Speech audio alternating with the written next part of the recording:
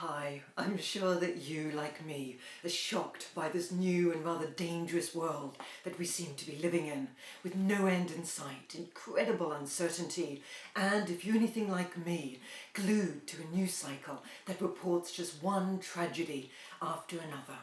Well, we here at Birkbeck have seen it before, and we proved ourselves resilient. I'm talking, of course, about the Second World War. The bombing assault on Britain, as we all know, began in earnest September 1940. Then, from August until mid-November, 200 raiders bombed London every single night except one. Thereafter, people throughout the country were targeted. In all, 43,000 people were killed and another 139,000 injured. Birkbeck, which was actually located in Fetter Lane at that point, was the only college remaining in London throughout the war. Our plans to move the college into its new premises that were being built in Mallet Street were dashed by the declaration of war. Overnight, of course, building materials became precious commodities, construction workers scarce. The steel structure had already been erected, but further work was put on hold. It was to be 1951 before the college moved to its Mallet Street premises. Of course, adaptations there had to be. Thousands of our students, male and female, enlisted. We served in every theatre of the war and in every branch of the armed services. Our president at that stage was William Temple. He was also Archbishop of Canterbury. He co-founded the Council of Christians and Jews, dedicated to helping the persecuted Jews in Nazi Germany, as well as fighting anti-Semitism much more generally. In one of his 1943 speeches in the House of Lords, he spoke about the extermination of the Jews. He reminded listeners of the parable of the Good Samaritan, who came to the aid of a wounded traveller by the roadside, a parable that appears in all the major religions of the world.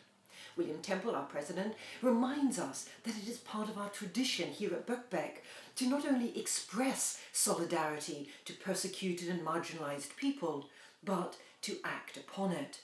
It is also a reminder of the need for each and every one of us today to come to the aid of our neighbours in these very trying times. Now, Birkbeck, well, the blackout, blitz, travel difficulties rendered evening classes, of course, impossible. So the college switched its teaching to daylight hours and during the weekends. There were also attempts to reverse what that great Birkbeckian crystallographer, J.D. Bernal, called the intellectual blackout in London. The college introduced midday lectures for the public on topics as diverse as Plato, poetry and military planning, and they drew audiences of between 400 and 900 people. We also had lunchtime concerts, including ones by the celebrated pianist Myra Hess. Now we had some interesting speakers come, including a young woman dubbed Lady Death, a Soviet sniper said to have killed 309 fascist oppressors. Some of you may know the folk singer Woody Guthrie's song about her, with its refrain, 300 Nazis fell by your gun. Now, when the Battle of Britain heated up, windows had to be bricked up, baffle walls were erected as a protection against blast. Students entering examination rooms were required to carry gas masks. An alarm, colloquially known as the DEVO, or Danger Imminent Vertically Overhead, was installed to warn of daytime raids. The first attack to affect the college occurred on the 25th of September 1940, when £25,000 worth of damage was done to our laboratories, the roof of our theatre and other parts of our building. 29th of December 1940, we had further bombs inflicting damage upon us. 1944, flying bombs led to a collapse of a chimney stack which crashed through the roof of our main building. There was a time when the theatre was so cold that architectural historian Nicholas Pevsner wore an overcoat, muffler and thick woolen gloves when giving a lecture on fine French art. C.M. Joad, philosophy department, taught his classes wearing a dark navy skiing costume, while another professor wore a balaclava. Everyday routines, of course, were transformed. Dances took place, they were popular then. They took place in the afternoons, not evenings. Dinners became lunches. Instead of plays being held in the theatre, which was somewhat drafty because it had been bombed, films were instead watched in the junior common room. It was said that a spirit of reasonableness and adaptability pervaded the college. One observer maintained that the staff allowed the comforts of their common room to be sacrificed to make an air raid shelter. The student union gave their offices for a first aid post without a murmur. Crowded conditions in the refectory were remedied by volunteer assistance organised by the librarian. The attendants faced up cheerfully to over 70% of their staff being called back to the Navy.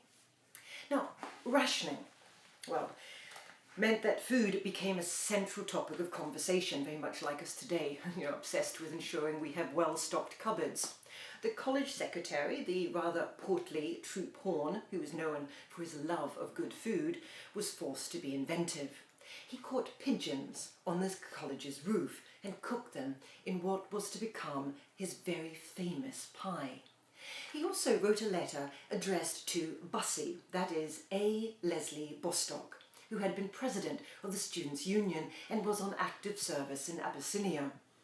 Troop Horn castigated Bossy for having the audacity in a letter to, quote, flaunt onions in my face when at any time during the last 6 months I would have bartered my soul for some. He admitted, though, that he had had considerable success in getting scarce vegetables by, in his words, making shameless love to shopkeepers in Lamb's Conduit Street and Chancery Lane. Our college secretary added that the Birkbeck spirit, you will be glad to hear, is unrationed and is as strong as ever. Now, this was when one of my great heroines in our history showed what she was made of. I'm speaking of Emma Francis, born Emma Steele, but known to everyone here at Birkbeck simply as Ma Francis. She joined the staff in the college's refectory 1896. She was 30 years old, and left 50 years later when she was 80. In other words, Ma Francis spent half a century cooking for and generally looking after Birkbeck students and staff. She was known as our mother figure. It was actually during the First World War that Ma Francis developed her formidable reputation. She was known to express her opinion rather freely with regard to the enemy. Even when bombs dropped close to the college, she was unruffled, calmly handing out mugs of coffee and sardines on toast with fried tomatoes, 2 pence extra. As she put it, people still want to be fed.